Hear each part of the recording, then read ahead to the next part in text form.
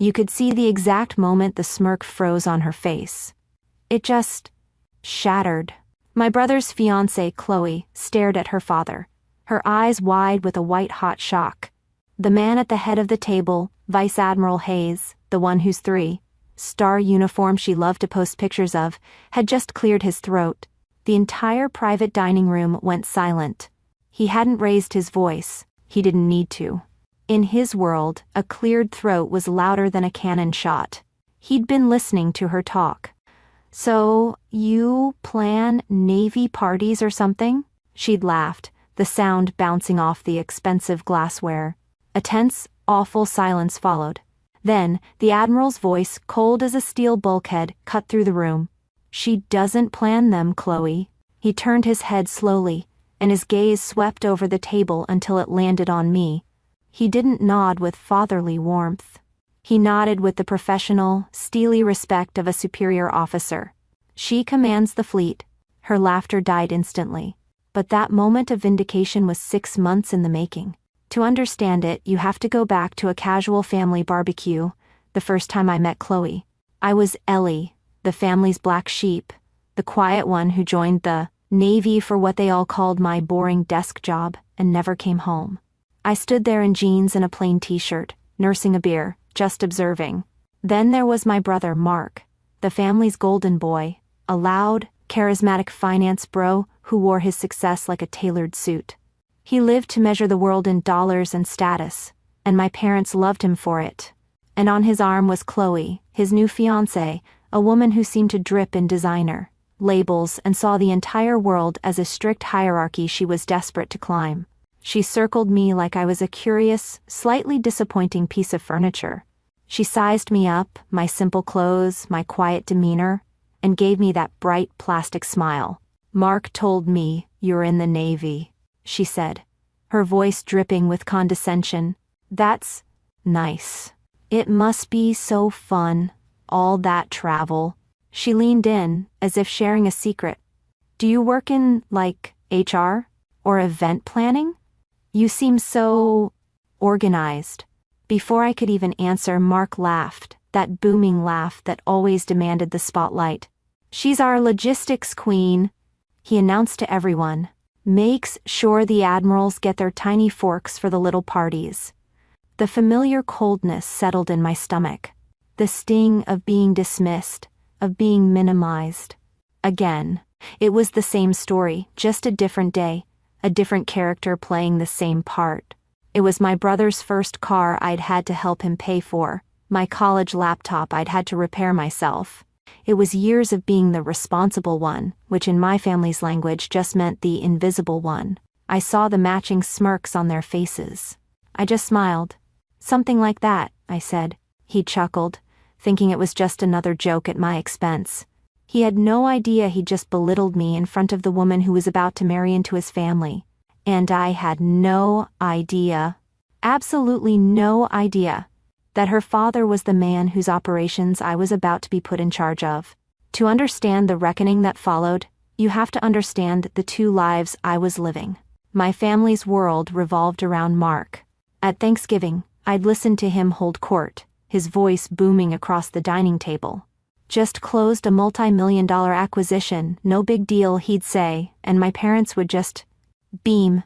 "Oh, Mark, that's wonderful. We're so proud." A few minutes later, I'd try to share my own update. "I'm being reassigned to a new command," I said quietly. My mother, Carol, a woman who always preferred simple, pleasant news, just gave me that vague, polite smile. "Oh, that's nice, dear. Will the new office be closer to a good mall?" I just nodded, the familiar heavy feeling settling in my chest. What was the point? This was the same woman who fretted over Mark's quarterly bonuses but couldn't remember my actual job title. The next few months, as the wedding planning ramped up, the jokes became a daily barrage. Mark and Chloe absolutely loved their logistics queen narrative. "Hey Ellie, can you liaise with the caterer for the engagement party?" Chloe would ask, her voice dripping with that fake sugary sweetness. Mark would always chime in, "Yeah, don't forget to procure the champagne, Captain." They'd both dissolve into laughter, finding the idea of me holding that rank, any rank, utterly hilarious. They had no idea. They saw Ellie, the quiet, boring footnote. But in my world, I wasn't Ellie. In my world, I was Captain Elara Jensen. My call sign was Oracle. My boring desk job was in a sterile, blue-lit skiff, a sensitive compartmented information facility, where the only sound was the low hum of servers and the quiet, deliberate tapping of keys. I stood in my uniform, an 06, a senior field grade officer, and I was responsible for directing the electronic warfare and network operations for an entire carrier strike group. My party planning was analyzing the daily threat matrix. My logistics were setting MCON protocols, emissions control, to make our fleet invisible ghosts on the water. My entire job, day in and day out, was denying the adversary's kill chain. I remember one Tuesday, a young officer, his voice tight with panic, reported a significant intrusion. "Ma'am, we have a breach on the high-side network." I didn't even flinch. I just looked at the data flowing across the main status board. It was too noisy, too obvious. "It's a probe," I said, my voice perfectly calm. "They're just testing our response. Don't engage." My team looked at me, their own panic instantly dissolving, replaced by pure, focused training. "Isolate their access," I ordered, my voice cutting through the silence. "Feed them the honeypot data from Project Maelstrom and start the trace. I want to know who's holding the mouse." I leaned forward, my eyes fixed on the screen. "Execute Black Shield Protocol." Just like that, my team moved with flawless, silent precision. In that room, my command was absolute. That night, I went home to my quiet apartment, shed my uniform, and became Ellie again.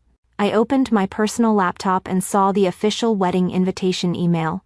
I clicked the link, scrolling past the expensive, gold-leaf digital card. And then I saw the names. "Mr. and Mrs. Mark Jensen request the honor of your presence as they are united, with the blessing of..."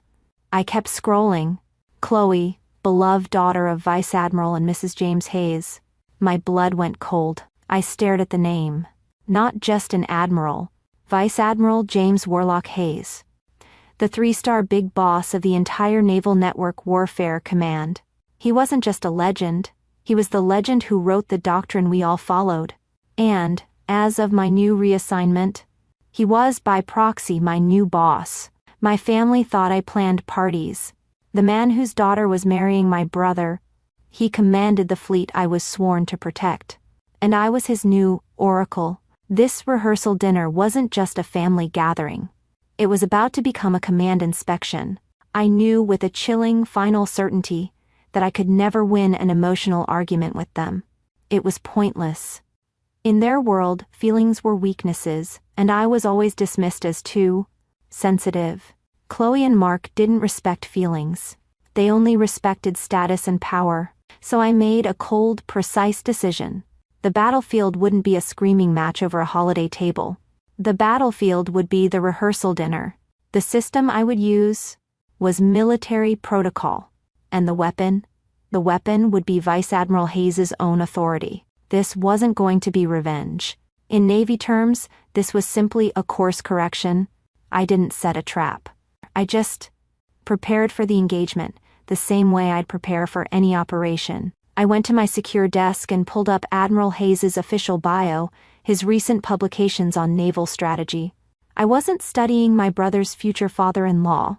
I was studying a 3-star superior officer, learning his mindset, his priorities, and then I saw it. A key detail. A mandatory pre-deployment briefing at the Pentagon, just 3 days before the wedding. The keynote speaker, Vice Admiral James Warlock Hayes. I checked the attendee list. Captain Elara Oracle Jensen. We were going to be in the same room but as our real selves. The day of the briefing, the air in the Pentagon conference room was heavy with gold braid and polished leather. I was in my full-service dress uniform, the chokers. Admiral Hayes gave his speech. It was brilliant, precise, and lethal. As he walked off the stage, I coincidentally stepped into his path to speak with another captain. "Excellent brief, Captain," I said to the other officer, my voice clear. Then, Hayes' voice cut in. "You're Jensen, correct? Oracle?" I snapped to attention, my body moving on pure instinct. Yes, Admiral. He looked me over, his eyes sharp and analytical. Your reputation precedes you. They say you're the best ghost in the machine we have. Looking forward to your work with the Fifth Fleet. Thank you, sir. I won't let you down, I said. Then I let the first missile fly, quietly. I'll also see you this weekend, I believe. He paused, his brow furrowing in confusion. This weekend? My brother, Mark, I said, my voice perfectly even and calm. He's marrying your daughter, Chloe. Small world, Admiral. I watched the gears turn in his head. His eyes flickered down to the ribbons on my chest, to the O-6 rank on my collar, then back to my face. He wasn't seeing Ellie the party planner. He was seeing Captain Jensen, and he understood. He understood everything. A slow, deliberate nod. Indeed, Captain, he said, his voice now a shade deeper. A very small world. The trap was set. He knew who I was. And he knew that his daughter and my brother had no idea. All I had to do was show up to dinner and let protocol take its course. The rehearsal dinner was held in a private room at an obscenely expensive restaurant, all exposed brick and rustic chic decor. I was in a simple, elegant navy blue dress, feeling like a ghost at the feast. Mark and Chloe, of course, were holding court, bathed in the warm, dim light, their laughter loud and performative. Then, the door opened, and Vice Admiral Hayes arrived. He was in a civilian suit, but it didn't matter. The man's presence was a physical force. It sucked the air out of the room. His eyes scanned the table, and he found me immediately. He didn't smile. He just gave me a single, curt nod. Captain. I nodded back. Admiral. Seconds later, Mark and Chloe, completely oblivious, were rushing to him. Daddy. Sir? I just took a slow sip of my water, watching the scene unfold. I felt my training kick in, my pulse steadying. I wasn't at a dinner. I was observing a tactical display. The dinner was tense. Mark and Chloe were desperate to impress him, talking loudly about portfolios and closing deals, and synergizing markets. They were speaking a language they thought was power. Admiral Hayes just looked bored. His few questions, sharp and precise, were directed at me. How was your flight in from Norfolk, Alara? He asked, his voice carrying across the table. He knew perfectly well I was based at Fort Meade, not Norfolk, but he also knew my latest brief had been at the naval base. He was testing me, and testing them. Uneventful, sir, I replied, my voice calm and clear. The transport was efficient. This polite, professional exclusion was more than Chloe could bear. I was getting the Admiral's attention. I, the party planner, was being spoken to, while she and her golden boy were being ignored. She needed to reassert her dominance, to put me back in my invisible box. She turned to me, her face plastered with that fake sugary smile. So, Alara, she started, her voice dripping with condescension, now that you're finally here. Mark and I were thinking, we still need someone to liaise with the hotel staff for the wedding brunch. She savored the word liaise, as if it were a silly, corporate term I'd barely understand. You're so good at that logistics stuff, right? She leaned back, her smile widening as she looked to her father for approval. I mean, what else do you do? It's not like your job is hard. So you plan Navy parties or something? She laughed. Mark laughed, that booming, hollow laugh. A few people on her side of the table chuckled nervously, and I just smiled. I didn't say a word. I just let the silence hang. Clink. The sound of the Admiral's heavy silver fork and knife being placed deliberately on his china plate cut through the room. The laughter died instantly. Chloe, he said. Just her name. She wilted. What, Daddy? It's just a joke. No, he said, his voice flat and cold. You're embarrassing yourself. And you're embarrassing me. He turned his gaze away from his daughter and swept it across the whole table. My parents, Mark, everyone. For the last 6 months, he announced, his voice now filling the room, you've been mocking my best field-grade officer. You've been calling one of the sharpest strategic minds in the Navy a party planner.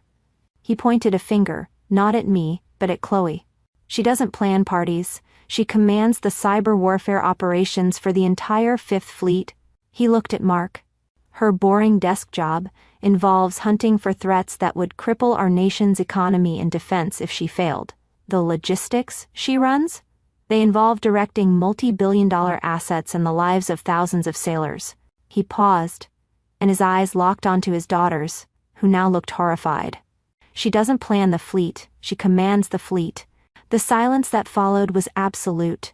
Chloe's face was a mask of pure, unadulterated horror. Mark looked like he'd been physically punched, his golden child status evaporating in a puff of smoke. My parents, they just looked confused and terrified, like the world had suddenly tilted off its axis. I took a slow sip of my wine. Then I turned to Chloe, offering her a small, polite smile. But he's right about one thing, I said, my voice quiet. My organizational skills are excellent. I'd be happy to liaise with the brunch staff. After, of course, I finished my threat assessment brief for the Joint Chiefs. My brother had spent his life chasing status. His fiancée had spent the night mocking mine. In one 5-minute speech from her own father, they both learned what real authority looks like. The rest of the dinner was a graveyard. No one spoke. Chloe was staring at her empty plate, her face pale and blotchy, all the manufactured confidence completely gone. Mark just looked stunned, like a man who had been running a race his whole life only to realize he was on the wrong track. My parents kept shooting me these terrified, confused glances, as if I were a stranger who had just shown up at their table. The silence was thick, heavy, and deeply, deeply uncomfortable for every single person there. Except for two. In a move that sealed the entire night, Vice Admiral Hayes pushed his chair back. The sound of the wood scraping on the floor was like a thunderclap, picked up his wine glass, and moved to the empty seat directly beside me. He completely and pointedly turned his back on his daughter and my brother. He leaned in, not with warmth, but with the focused energy of a colleague. "So, Captain," he said, his voice at a normal, conversational volume that seemed impossibly loud. "Your paper on distributed lethality was provocative. I don't entirely agree with your assessment of the drone swarm risk, however. What's your real-time data look like?" And just like that, we spent the rest of the dinner quietly discussing fleet, modernization, global politics, and the finer points of electronic warfare. He was testing me, pushing me, and listening to me. He was treating me like an equal, a professional. The rest of the table, my family, his family, were forced to just sit there in silence, utterly excluded from a world they didn't know existed and couldn't possibly understand. My mother, desperate to break the suffocating tension, finally leaned forward.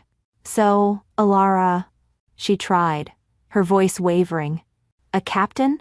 Like, with a ship? That's nice." Admiral Hayes didn't even look up from his plate. He just paused mid-sentence and said, "Her command is more important than any single ship, ma'am." Then he turned right back to me. "Now, as for the South China Sea projection." 1 year later, I stood on the deck of an aircraft carrier. The sun was a brilliant orange smear on the horizon.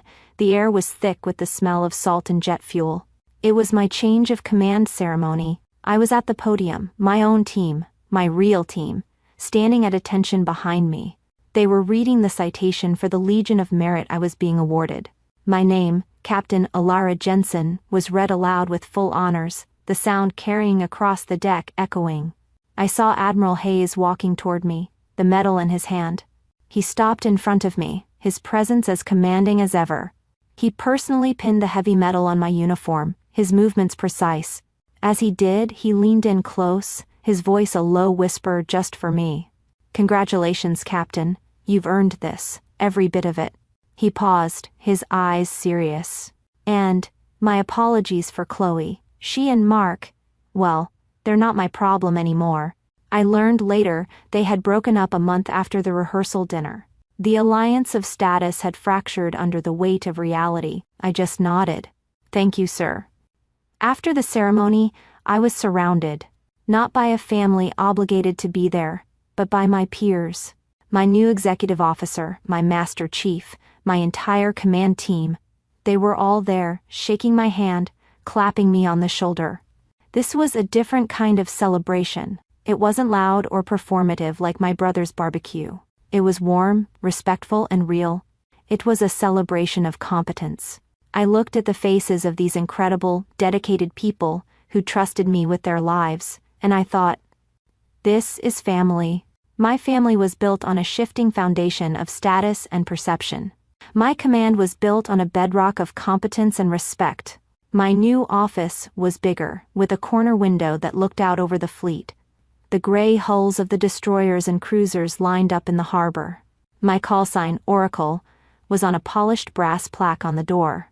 I was at my desk, reviewing a complex threat map of global naval assets, when my personal phone buzzed. I glanced at it. A text from a number I hadn't seen in a long time. It was Mark. Hey, it read. Chloe and I broke up. Dad said he ran into your boss. He was really angry. Look, I think we got off on the wrong foot. Can we talk? I read the message once, twice. I searched for a feeling. Anger? Triumph? There was nothing. It was like reading a weather report from a city I'd left years ago. All I felt was distance. This was a problem from my old life, my Ellie life, and Captain Jensen had a new mission. I didn't delete the message. I just held my finger on the screen and tapped archive. I filed it away. It was no longer an active threat. It was just data. I turned back to my screen, my mind already focused on the next mission. My brother and his fiancée thought my job was a joke, defined by parties and plans. They finally learned my real job was defined by authority, and the admiral who signs off on everyone's guest list. In my world, rank has its privileges. But, in every world, respect is earned. If you've ever had to wait for the perfect moment to show your true authority, share your rehearsal dinner story below. In this community, we know a captain when we see one.